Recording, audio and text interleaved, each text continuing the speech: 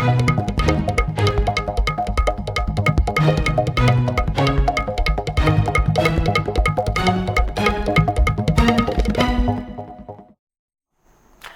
आप देख रहे हैं अपना हिमाचल और मैं हूं आपके साथ दिशा गुप्ता। बुलेटिन की शुरुआत करेंगे खबरों के साथ और बता दें कि डोगरा रेजिमेंट के समर्पित सैनिक अनिकेत के निधन पर मुख्यमंत्री सुखविंदर सिंह सुक्खू ने उन्हें श्रद्धांजलि दी है। सोशल मीडिया प्लेटफॉर्म एक्स पर पोस्ट भी किया है। देखिए, सोशल मीडिया प्लेटफॉर्म एक्स पर मुख्यमंत्री सुखविंदर सिंह सुक्खू ने शोक व्यक्त करते हुए लिखा, नगरूटा सूरिया के अमलेला गांव निवासी एवं डोगरा रेजिमेंट के समर्पित सैनिक अनिकेत जी के निधन का समाचार अत्यंत दुखद है। देश की सेवा में उनके अविस्मरणीय योगदान को सदैव याद रखा जाएगा। ईश्वर से प्रार्थना है कि दिवंगत आत्मा को अपने श्री चरणों में स्थान दें और शोक संतप्त परिवार को इस कठिन समय में धैर्य एवं संबल प्रदान करें।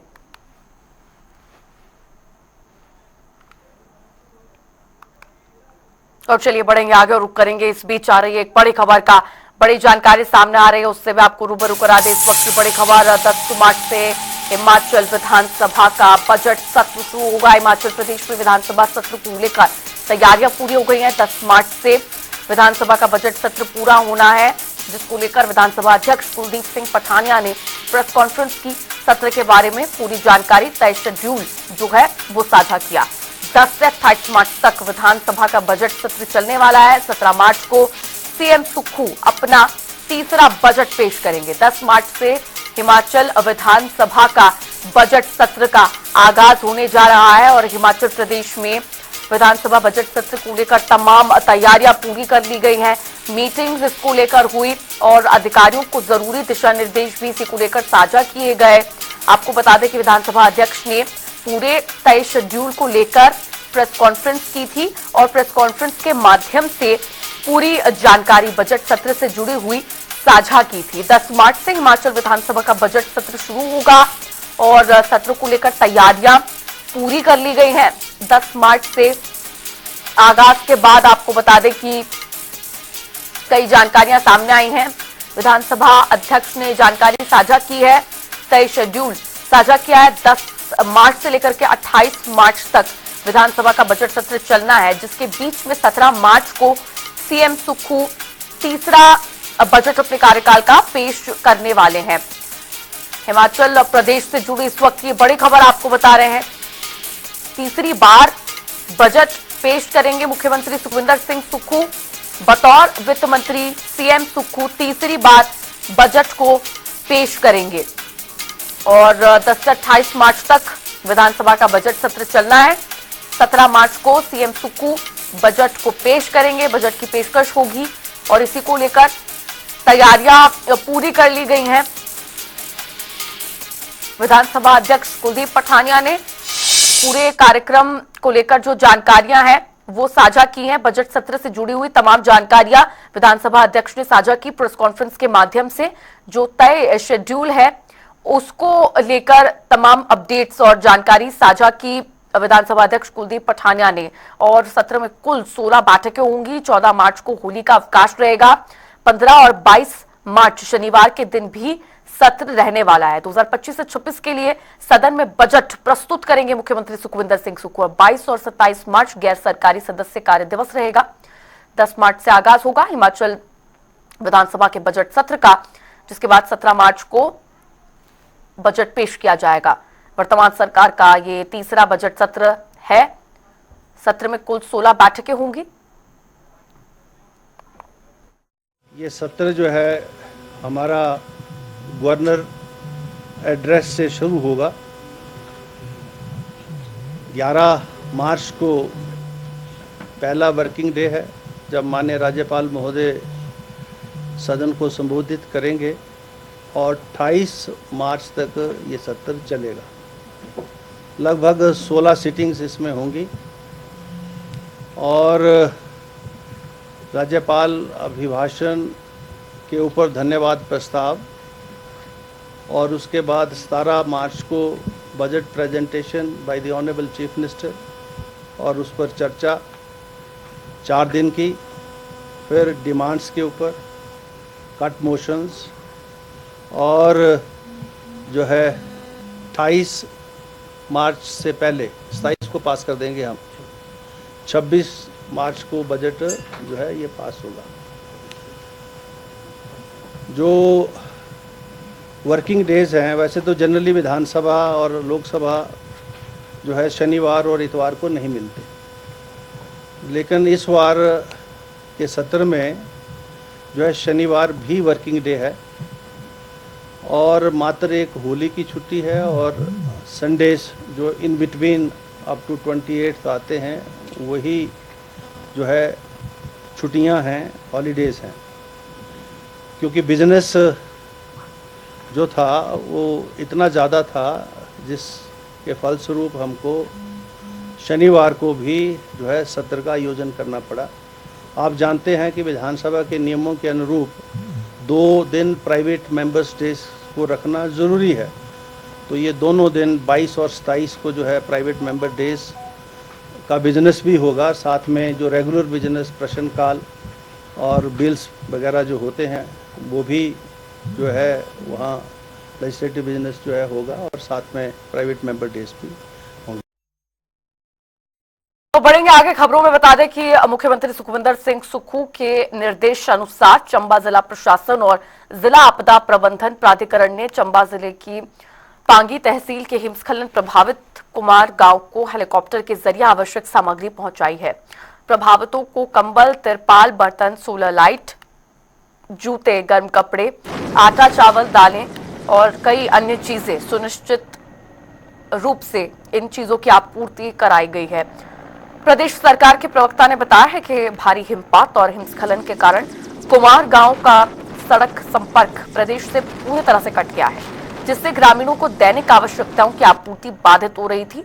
उन्होंने बताया कि मुख्यमंत्री सुक्खू स्वयं यहां की स्थिति पर नजर बनाए हुए हैं।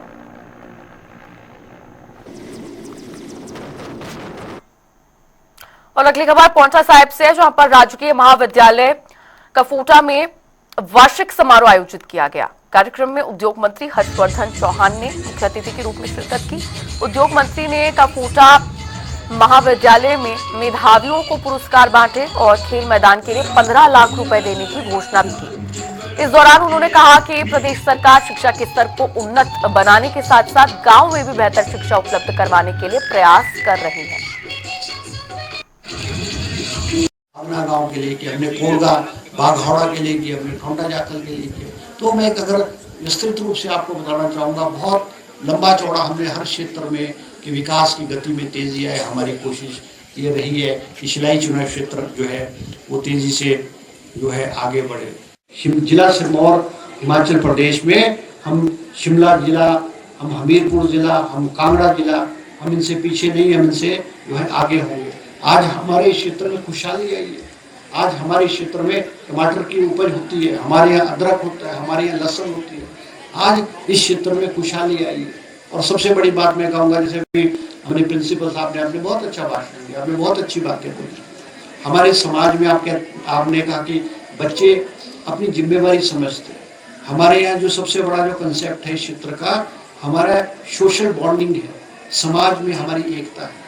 हमारे यहाँ गांव में शादी होगी किसी की या कोई डेथ होगी तो पूरा गांव उस शादी को निपटाता है। और वहीं आपको बता दें कि बीजेपी राष्ट्रीय अध्यक्ष जेपी नड्डा बिलासपुर के दौरे पर रहे, जहां बीजेपी प्रदेश अध्यक्ष राजीव बिंदल, जयराम ठाकुर, विधायक त्रिलोक जम्वाल समेत बीजेपी के तमाम नेताओं ने जेपी नड्डा का भव्य स्वागत किया। इस मौके पर जेपी नड्डा ने बिरोजा फैक्ट्री के पास बीजेपी जिला कार्यालय बिलासपुर का शिलान्यास किया। साथ ही उन्होंने विधिवत पूजा अर्चना कर शिलान्यास पट्टिका का अनावरण भी किया। जेपी नड्डा ने जनसभा में कांग्रेस पार्टी पर जमकर हमला बोला। उन्होंने कहा कि कांग्रेस पार्टी मानसिक दिवालियापन के दौर से गुजर रही है। कांग्रेस पार्टी कार्यकर्ताओं की नहीं, केवल भाई बहन और माता की पार्टी बनकर रह गई है। कांग्रेस पार्टी के पास किसी भी प्रकार का सिद्धांत नहीं है। जिस बात के लिए सरदार पटेल जिए, उसके लिए क्या कांग्रेस पार्टी जी पाई? जिस पार्टी के अध्यक्ष सुभाष चंद्र बोस रहे, क्या उनके आदर्शों पर कांग्रेस पार्टी चल पाई? आप बताइए कि जिन लोगों ने आजादी की लड़ाई के लिए अपना सर्वस्व लुटा दिया, उनकी सांस बचाने का काम कांग्रेस पार्टी कर पाई? ये वैचारिक दृष्टि से किस मानसिक दिवालियेपन पर आकर के खड़ी हो गई, ये आपको ध्यान रखना है। और आज कांग्रेस पार्टी न राष्ट्रीय पार्टी है और न ही वैचारिक पार्टी है, ये भाई बहन और माता की पार्टी है। इससे ज्यादा कुछ नहीं है।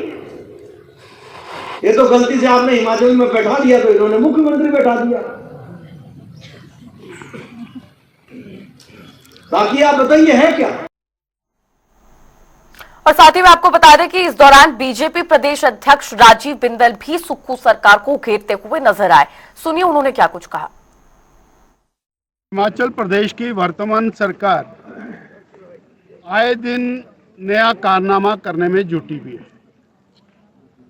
किसी न किसी विषय को लेकर कर्मचारियों को, जनता को उलझा करके रखना और अपना टाइम पास करना, ये सरकार की नीयत बन चुकी है।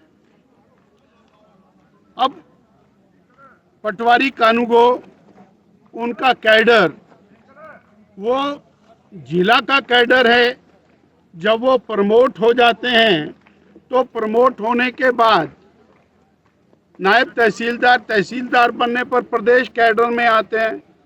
उनके R&P रूल्स के अंदर ये प्रिस्क्राइब्ड है।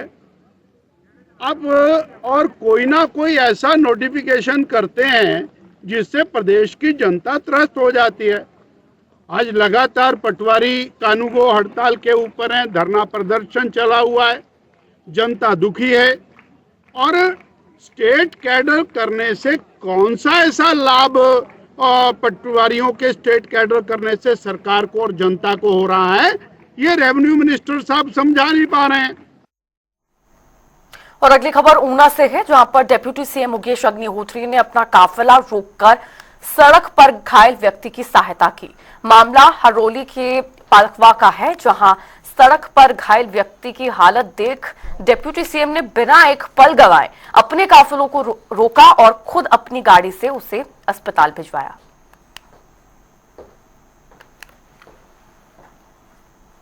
बढ़ेंगे आगे, बता दें कि 10 घंटों तक बर्फ की मोटी परत पर मरीज को पीठ पर उठाकर तो कभी अस्थायी स्ट्रेचर को खींचकर किलाड़ अस्पताल पहुंचाया, जिसका वीडियो सोशल मीडिया पर वायरल हो रहा है। आपको बता दें कि उड़ान भटौरी में एक व्यक्ति अचानक चक्कर खाकर बेहोश हो गया। उसकी हालत गंभीर होती देख गांव वाले उसे तुरंत अस्पताल ले जाने लगे, लेकिन भारी बर्फबारी के कारण सड़कें बंद होने से कोई भी वाहन वहां तक नहीं पहुंच पाया। ऐसे में गांव के युवाओं ने हिम्मत दिखाई और तुरंत लकड़ी और पाइप से एक अस्थायी स्ट्रेचर तैयार किया और मरीज को करीब 8 किलोमीटर तक खींचकर ले जाया गया। इसके बाद रास्ते में जहां बर्फ कम थी वहां उसे पीठ पर उठाकर अस्पताल पहुंचाया गया।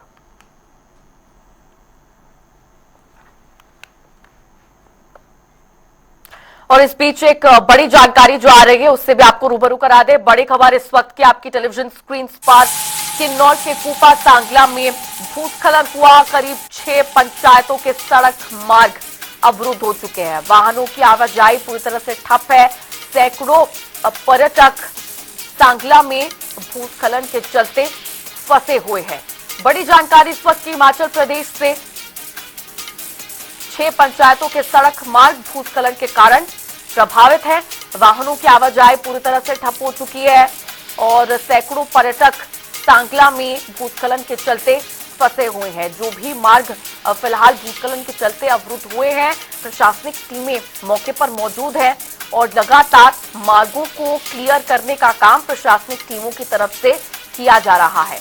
जो भी मार्ग भूस्खलन के चलते अवरुद्ध हुए हैं, जो प्रभावित हैं, मलबा हटाने का काम किया जा रहा है और साथ ही जो पर्यटक वहां पर फंसे हुए हैं, लगातार उनको मार्ग को क्लियर करके बाहर निकालने का काम जारी है।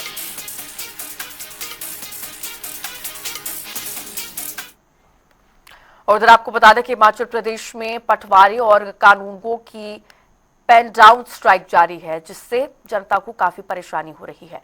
लोग बार बार पटवार खाने के चक्कर काट रहे हैं, लेकिन वहां सहायक के अलावा कोई नहीं मिल रहा। स्टेट कैडर बनाए जाने के विरोध में पटवारी और कानूनगो 28 फरवरी से हड़ताल पर हैं, जिसके चलते सर्टिफिकेट, रजिस्ट्री, इंतकाल, तकसीम, डेमोक्रेशन, जमाबंदी, अपडेशन समेत सभी काम ठप पड़े हैं। गौरतलब है कि सरकार और पटवारी और कानूनगो की खींचतान में आम जनता पिस रही है। इसी पर देखिए हमारी खास रिपोर्ट।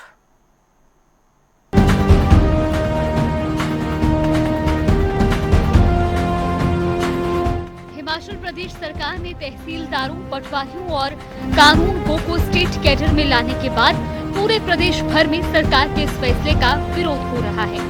इस फैसले के खिलाफ पटवारी कानूनगो पेन डाउन स्ट्राइक पर चल रही है। इस फैसले से जहां जनता को दिक्कत पेश आ रही है, तो वहीं सभी काम भी प्रभावित हो रहे हैं। राजस्व मंत्री जगत सिंह नेगी की सख्त कार्रवाई की चेतावनी के बाद भी पटवारियों का कहना है कि स्टेट कैडर उन्हें मंजूर नहीं। तो वहीं संयुक्त पटवारी कानूनगो महासंघ के महासचिव ने कहा कि उन्होंने कभी भी स्टेट कैडर के लिए हामी नहीं भरी, उन्हें स्टेट कैडर मंजूर नहीं है। जी देखिए, मैं आपकी जानकारी के लिए बता देना चाहता हूं कि पूर्व में कई दौर की वार्ता सरकार के साथ हमारी हो चुकी है और सरकार ने हमें पूर्णतः आश्वस्त किया था कि आपका स्टेट कैडर नहीं किया जाएगा, आपकी राज्य स्तरीय एक तबादला नीति लाई जाएगी जिसमें आपकी वरिष्ठता सूची के साथ कोई भी छेड़छाड़ नहीं की जाएगी। लेकिन जो सरकार ने अधिसूचना 22 फरवरी 2025 को अभी जारी की है, उसमें जो है हमारी वरिष्ठता सूची पर इफेक्ट हो रही है और हमें वो कतई मंजूर नहीं है। तो वहीं पटवारी भानवी का कहना है कि उनकी पदोन्नति तो प्रभावित होती ही है, साथ ही पटवार खाने में मूलभूत सुविधाएं भी नहीं है। स्टेट कैडर से जो नोटिफिकेशन आई है 22/2 को 2025 को, उससे दिक्कत सभी को है। मतलब आप देखें कि अगर जितने भी हम अब जितना भी जो यंग जनरेशन है वो ही लग रहा है। यंग जनरेशन में अगर मैं अपनी बात करूँ तो डिस्ट्रिक्ट शिमला में 260वें नंबर पे प्रमोट मैं होनी थी। अब स्टेट कैडर में चली जाऊंगी तो 3000 के बाद ही नंबर लगेगा, जिसका मतलब है कि हमेशा ही पटवारी ही रहूँगी, कोई प्रमोशन नहीं मिलेगा। फिर जो सरकार बोल रही है कि आपने बताया कि सरकार के द्वारा बोला गया है कि हमारी मांगे मांगी गई है, कौन सी मांग मांगी गई है सर? हमारे ऑफिसेज आप देखें, वहाँ पे बेसिक फैसिलिटीज़ नहीं है, ना पानी की, ना वॉशरूम की। अगर आप चाहते हैं स्टेट कैडर में कि कोई भी पटवारी उठ के किसी भी स्टेट में कहते डिस्ट्रिक्ट में चला जाएगा, तो बेसिक फैसिलिटीज़ तो होनी चाहिए हर ऑफिस में, वो नहीं है हमारे पास। हर काम आजकल ऑनलाइन हो रहा है, हम अपने पर्सनल फ़ोन से कर रहे हैं, जिसका हमारे को भत्ता दिया जाता था इंटरनेट के लिए 250 रुपये। अब आप बताइए आज के समय में 250 रुपये का कौन सा रिचार्ज होता है? पूरे मामले पर राजस्व मंत्री जगत सिंह नेगी ने कहा कि पटवारी कानूनगो को स्टेट कैडर में लाने का फैसला जनहित में लिया गया है। उनके बहुत मुद्दों को हल कर दिया गया है, जो अन्य है उन पर भी विचार किया जा रहा है। तो ये हड़ताल पे है, आंदोलन पे है, तो हमारा तो इनसे यही है कि इनको जो है स्टेट कैडर के बारे में इनसे विस्तृत चर्चा पहले की गई। इनकी जो अन्य मांगे हैं उसके बारे में भी चर्चा की गई। कुछ जो है हमने एक उस स्तरीय जो है बलवान कमेटी का गठन किया, इनसे कई दौर की बातें हुई, तो काफी मामलों में हमारी सहमति है और उनको हमने लागू करना भी शुरू किया है। विशेषकर इनके जो पेपरों को लेके बात थी, इनके जो फील्ड में चाहे इनको जो हमारे कंप्यूटर्स की बात है, चाहे इनको वाईफाई देने की बात है, ये सारे एड्रेस कर रहे हैं। उसके बाद भी तो अगर ये जो है इसका विरोध करते हैं तो ये नियमों के विरुद्ध है और जनता को जो असुविधा नहीं होनी चाहिए। पटवारी और कानूनगो की इस हड़ताल के कारण प्रदेश भर में राजस्व कार्य प्रभावित हो रही है, जिससे लोगों को भारी परेशानियों का सामना करना पड़ रहा है। हड़ताली कर्मचारियों ने सरकार को चेतावनी दी है कि अगर उनकी मांगे जल्द नहीं मानी गई तो आंदोलन को और तेज किया जाएगा। प्रदेश भर में पटवारी और कानूनगो ने हड़ताल को जारी रखते हुए सरकार से जल्द समाधान की मांग की है, ताकि राजस्व कार्यों को सामान्य तौर पर किया जा सके। न्यूज डेस्क, जनता टीवी।